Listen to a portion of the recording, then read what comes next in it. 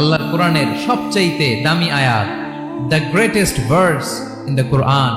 উবাই ibn Kab রাদিয়াল্লাহু তাআলা আনহুকে বিষ্ণু সাল্লাল্লাহু আলাইহি ওয়াসাল্লাম জিজ্ঞেস করলেন, উবাই বলো তো কোরআনের কোন আয়াতটা সবচেয়ে সেরা? উবাই জানেন, তারপরে বললেন আল্লাহু ওয়া রাসূলুহু আ'লাম, আল্লাহ আল্লাহ রাসূল ভালো জানেন। দেখেন কত বিনয়ী ছিলেন সাহাবারা, জেনেও উত্তর দিতে চাইতেন না, ভাবতেন না জানি বিশ্বনবী নতুন কিছু আমাদেরকে জানায়। বিশ্বনবী আবার বললেন, তুমি কি জানো কোরআনের সবচেয়ে শ্রেষ্ঠ আয়াত কোনটা?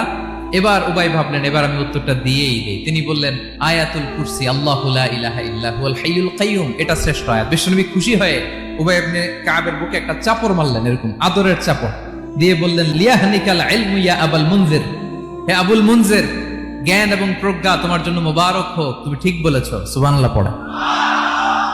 তাহলে এই প্রথম ইনফরমেশনটা আজকে জানলাম, কোরআনের সর্বশ্রেষ্ঠ আয়াতের নাম 6236টা আয়াতের মধ্যে থেকে সবচাইতে দামি আয়াত এটা।